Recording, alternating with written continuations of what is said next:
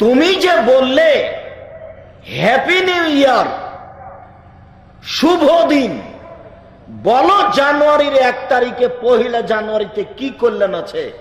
কেন তুমি happy new year বললে? এটা শিরক কিনা?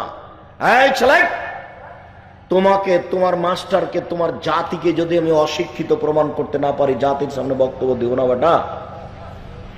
আজকের পরে তুমি মরা পর্যন্ত কোনোদিন ইংরেজি মাসের প্রথম দিনকে শুভ দিন বলে জানাও যদি, তাহলে তুমি একজন খাঁটি মুনাফেক, তুমি বক্তব্য শুনে মানো না। 1 বৈশাখ হলো হিন্দুদের প্রথম দিন, আর 1 জানুয়ারি হচ্ছে ইহুদি খ্রিস্টানের প্রথম দিন। বলো তোমার খুশি হলো কেন? শোনো, মানুষ হও, পশু হয়েও না, মানুষ হও, পশু হয়েও না। সাহাবীদেরকে একটু মূল্যায়ন করিও।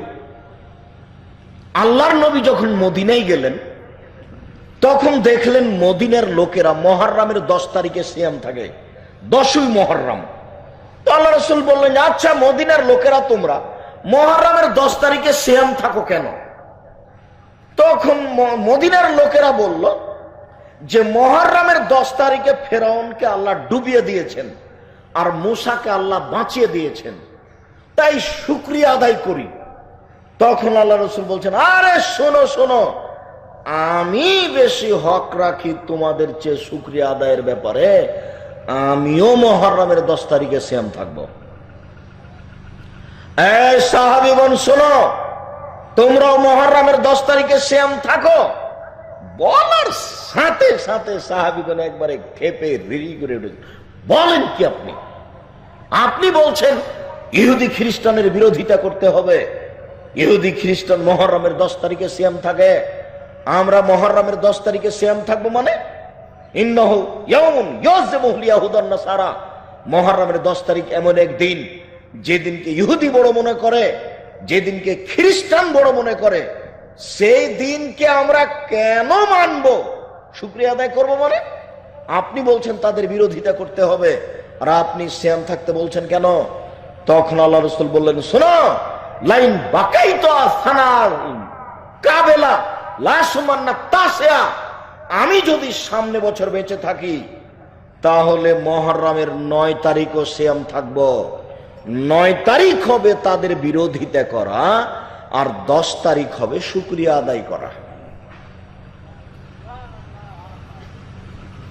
বলো তুমি হ্যাপি নিউ ইয়ার লিখলে কেন? এখান থেকে কান ধরে তোবা করে উঠবে, জিন্দেগিতে আর কোনোদিন এই শব্দ কাউকে বলবো না। তুমি অশিক্ষিত, তোমার জাতি অশিক্ষিত, তোমার মাস্টারও অশিক্ষিত। তুমি এটাকে স্বাগতম জানালে কি করে?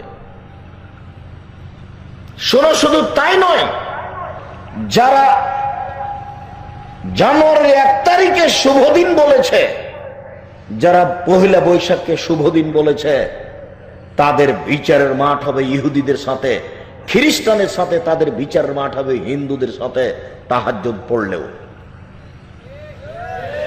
রাসূল সাল্লাল্লাহু আলাইহি ওয়াসাল্লাম বলেন, মান তাশাব্বাহা বিকওমিন ফাহুয়া মিনহুম, যারা যাদের সাদৃশ্য অবলম্বন করে, যারা যাদেরকে ভালোবাসে, যারা যাদের নিয়ম নীতি কৃষ্টি কালচারকে ভালোবাসে, বিচারের মাঠে তারা তাদের সাথে থাকবে। বলো তুমি বিচারের মাঠে কার সাথে থাকবে?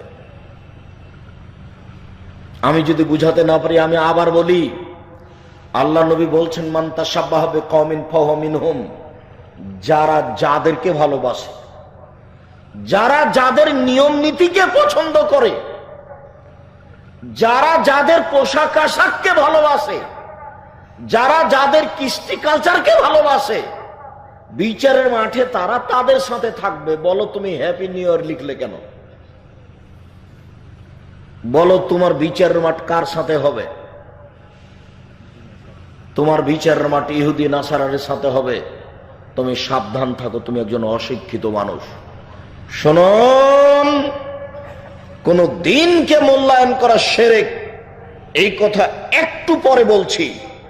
আপাতত বলে গেলাম, আপনার পরকাল ইহুদি খ্রিস্টানের সাথে, তওবা করা ছাড়া কোনো পথ নাই। আপনি একে স্বাগতম জানালেন কেন? এতে আপনার কি আছে? ইহুদিদের দিনের সাথে আপনার আনন্দ কি করে হয়? এই ইহুদি খ্রিস্টান মুসলমানের চিরশত্রু, আর তুমি কি করে জানুয়ারির 1 তারিখে শুভ দিন বলে আনন্দ ফুর্তি করো? তুমি মুসলমানের বাচ্চা, তোমার লজ্জা হয় না? তোমার গোস্ত মুসলমান, তোমার রক্ত মুসলমান, তোমার মেজাজ মুসলমান, তোমার বুদ্ধি মুসলমান, তোমার বিদ্যা মুসলমান, তোমার নীতি মুসলমান। তোমাকে আমি বারবার বলেছি যে কোনো দিন ইহুদি খ্রিস্টানের কোনো কর্মকে পছন্দ করো না।